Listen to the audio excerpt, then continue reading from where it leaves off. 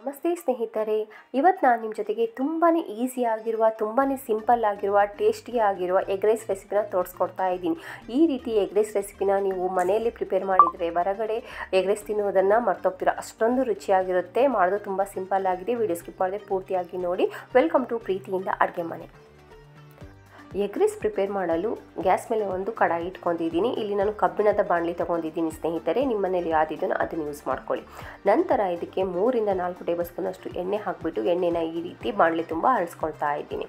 ಎಣ್ಣೆ ಸ್ವಲ್ಪ ಬಿಸಿ ಆದಮೇಲೆ ಇಲ್ಲಿ ನಾನು 2 ಮೀಡಿಯಮ್ ಸೈಜ್ನ ಈರುಳ್ಳಿ ಮೀಡಿಯಮ್ ಕಟ್ ಮಾಡಿಬಿಟ್ಟು ಹಾಕ್ಕೊಳ್ತಾ ಇದ್ದೀನಿ.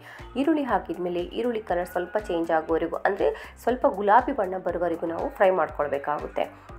ಈರುಳ್ಳಿ ಕಲರ್ ಗುಲಾಬಿ ಬಣ್ಣ ಬಂದ ಮೇಲೆ ಇದಕ್ಕೆ 2 ದಪ್ಪ ಮೆಣಸಿನಕಾಯಿ ಇರುತ್ತಲ್ಲ, ಅದನ್ನು ಕಟ್ ಮಾಡಿಬಿಟ್ಟು ಹಾಕ್ಕೊಳ್ತಾ ಇದ್ದೀನಿ. ನೀವು ಯಾವುದೇ ಮೆಣಸಿನಕಾಯಿನ ಇಲ್ಲಿ ಹಾಕ್ಕೊಳ್ಬೋದು. ಇಲ್ಲಿ ನನ್ನ ಬಳಿ ದಪ್ಪ ಮೆಣಸಿನಕಾಯಿ ಇತ್ತು, ಅದನ್ನು ಹಾಕ್ಕೊಳ್ತಾ ಇದ್ದೀನಿ. ನಂತರ 1 ಟೇಬಲ್ ಸ್ಪೂನಷ್ಟು ಶುಂಠಿ ಬೆಳ್ಳುಳ್ಳಿ ಪೇಸ್ಟ್ ಹಾಕ್ಕೊಂಡ್ಬಿಟ್ಟು ಹಸಿ ಸ್ಮೆಲ್ ಹೋಗೋವರೆಗೂ ಚೆನ್ನಾಗಿ ಫ್ರೈ ಮಾಡ್ಕೊಳ್ಬೇಕಾಗುತ್ತೆ. ಈ ರೀತಿ ಫ್ರೈ ಮಾಡ್ಕೊಂಡಾದ್ಮೇಲೆ ಇದಕ್ಕೆ ಸ್ವಲ್ಪ ಅರಿಶಿನ ಪುಡಿ ಹಾಕ್ಕೊಳ್ತಾ ಇದ್ದೀನಿ. 1/4 ಚಮಚದಷ್ಟು ಅರಿಶಿನ ಪುಡಿ ಹಾಕ್ಕೊಳ್ತಾ ಇದ್ದೀನಿ. 1 ಚಮಚದಷ್ಟು ಖಾರದ ಪುಡಿ ಹಾಕ್ಕೊಳ್ತಾ ಇದ್ದೀನಿ. 1 ಚಮಚದಷ್ಟು ಬಿರಿಯಾನಿ ಪೌಡರ್ ಹಾಕ್ಕೊಳ್ತಾ ಇದ್ದೀನಿ. ಇಲ್ಲಿ ಬಿರಿಯಾನಿ ಮಸಾಲ ಪೌಡ್ರು ನೀವು ಯಾವುದೇ ಬ್ರ್ಯಾಂಡಿನ ತೊಗೋಬೋದು. ಇಲ್ಲಿ ನಾನು ಬೇರೆ ಯಾವುದೇ ಮಸಾಲೆಗಳನ್ನು ಹಾಕ್ಕೊಳ್ತಾ ಇಲ್ಲ, ಬಿರಿಯಾನಿ ಮಸಾಲ ಅಷ್ಟೇ ಹಾಕ್ಕೊಳ್ತಾ ಇದ್ದೀನಿ. ನಂತರ ರುಚಿಗೆ ತಕ್ಕಷ್ಟು ಉಪ್ಪು ಹಾಕ್ಬಿಟ್ಟು ಎಲ್ಲನೂ ನಾವು ಚೆನ್ನಾಗಿ ಮಿಕ್ಸ್ ಮಾಡ್ಕೊಳ್ಬೇಕಾಗುತ್ತೆ. ಇಲ್ಲಿ ಮೀಡಿಯಮ್ ಟು ಲೋ ಫ್ಲೇಮ್ ಇಟ್ಕೊಂಡ್ಬಿಟ್ಟು ಎಣ್ಣೆ ಸಪ್ರೇಟ್ ಆಗುವವರೆಗೂ ಚೆನ್ನಾಗಿ ನಾವು ಫ್ರೈ ಮಾಡ್ಕೊಳ್ಬೇಕಾಗುತ್ತೆ. ಈರುಳ್ಳಿ ಜೊತೆಗೆ ಮಸಾಲೆಗಳೆಲ್ಲನೂ ನೋಡ್ತಿರ್ಬೋದು. ಎಣ್ಣೆ ಎಲ್ಲ ಚೆನ್ನಾಗಿ ಸಪ್ರೇಟ್ ಆಗಿದೆ. ಇದಕ್ಕೆ ಈಗ ನಾನು 3 ಮೊಟ್ಟೆನ ಹಾಕ್ಕೊಳ್ತಾ ಇದ್ದೀನಿ ಒಡೆದ್ಬಿಟ್ಟು.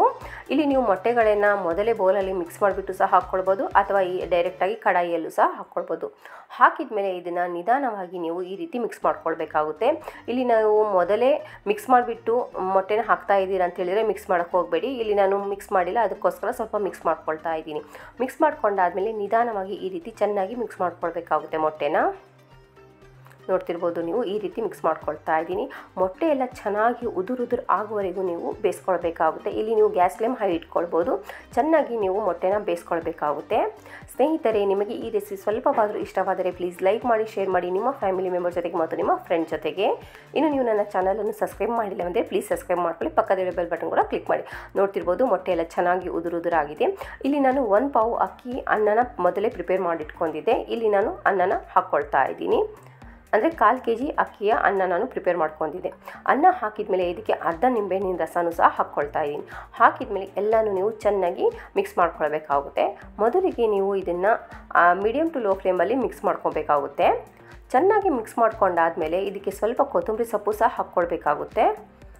ಇಲ್ಲಿ ನೋಡಿ, ಇಲ್ಲಿ ಚೆನ್ನಾಗಿ ಮಿಕ್ಸ್ ಮಾಡ್ಕೊಂಡಾದಮೇಲೆ ಕೊತ್ತಂಬರಿ ಸೊಪ್ಪು ಹಾಕಿದ ಮೇಲೆ ಹೈ ಫ್ಲೇಮಲ್ಲಿ ಇದನ್ನು ಚೆನ್ನಾಗಿ ಮಿಕ್ಸ್ ಮಾಡ್ಕೊಳ್ಬೇಕಾಗುತ್ತೆ.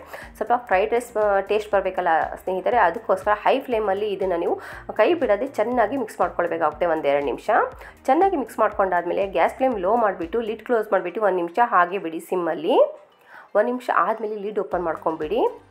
ನೋಡ್ತಿರ್ಬೋದು ಎಗ್ ರೈಸ್ ಈಗ ಪ್ರಿಪೇರ್ ಆಗಿದೆ. ಇದನ್ನು ಒಂದ್ಸರಿ ಮಿಕ್ಸ್ ಮಾಡ್ಕೊಂಬಿಟ್ಟು ಗ್ಯಾಸ್ ಆಫ್ ಮಾಡಿಬಿಟ್ಟು ಇದನ್ನು ಈಗ ನೀವು ಸರ್ವ್ ಮಾಡ್ಕೊಳ್ಬೋದು. ರೆಡಿಯಾಗಿದೆ. ಸಿಂಪಲ್ ಆಗಿರುವ ತುಂಬಾ ಟೇಸ್ಟಿ ಆಗಿರುವ ಎಗ್ ರೈಸ್. ಇದಕ್ಕೆ ನಾವು ಯಾವುದೇ ರೀತಿಯ ಸಾಸ್ ಬಳಸಿಲ್ಲ, ಯಾವುದೇ ರೀತಿಯ ಜಾಸ್ತಿ ಮಸಾಲೆಗಳನ್ನು ಸಹ ಹಾಕಿಲ್ಲ. ತುಂಬ ಸಿಂಪಲ್ಲಾಗಿ ಇದನ್ನು ಪ್ರಿಪೇರ್ ಮಾಡ್ಕೊಂಡಿದ್ದೀನಿ. ಸರ್ವ್ ಮಾಡಿಬಿಟ್ಟು ಇದಕ್ಕೆ ನಾನು ಸಣ್ಣಗೆ ಕತ್ತರಿಸುವ ಈರುಳ್ಳಿ ಮತ್ತು ಸ್ವಲ್ಪ ಕೊತ್ತಂಬರಿ ಸೊಪ್ಪು ಹಾಕ್ಕೊಳ್ತಾ ಇದ್ದೀನಿ. ಟೇಸ್ಟ್ ತುಂಬಾ ಚೆನ್ನಾಗಿ ಬರುತ್ತೆ ಈರುಳ್ಳಿ ಇದ್ರ ಜೊತೆಗೆ. ನೀವು ಗಮನಿಸಿರ್ಬೋದು, ರಸ್ತೆ ಬದಿಗಳಲ್ಲಿ ಹೊರಗಡೆ ನೀವು ಎಗ್ ರೈಸ್ ತಿನ್ನುವಾಗ ಎಗ್ ರೈಸ್ ಜೊತೆಗೆ ಈರುಳ್ಳಿನೂ ಸಹ ಹಾಕ್ತಾರೆ. ಅದೇ ಟೇಸ್ಟ್ ಬರುತ್ತೆ. ತುಂಬಾ ಸಿಂಪಲ್ ಆಗಿದೆ, ತುಂಬಾ ಈಸಿ ಆಗಿದೆ ಮಾಡೋದು. ಮನೆಯಲ್ಲಿರುವ ಸಾಮಾನುಗಳಿಂದ ತುಂಬ ಸುಲಭವಾಗಿ ಈ ಎಗ್ ರೈಸ್ನ ಪ್ರಿಪೇರ್ ಮಾಡ್ಕೊಳ್ಬೋದು. ಒಮ್ಮೆ ಈ ರೀತಿ ಪ್ರಿಪೇರ್ ಮಾಡಿ ಹೇಗೆ ಬಂದಿದೆ ಅಂತ ಹೇಳ್ಬಿಟ್ಟು ಕಮೆಂಟಲ್ಲಿ ಹೇಳಿ. ಮತ್ತೆ ಸಿಗೋಣ ಮತ್ತೊಂದು ಹೊಸ ವಿಡಿಯೋ ಜೊತೆಗೆ. Till then take care. Thank for watching. ಪ್ರೀತಿಯಿಂದ ಅಡುಗೆ ಮನೆ.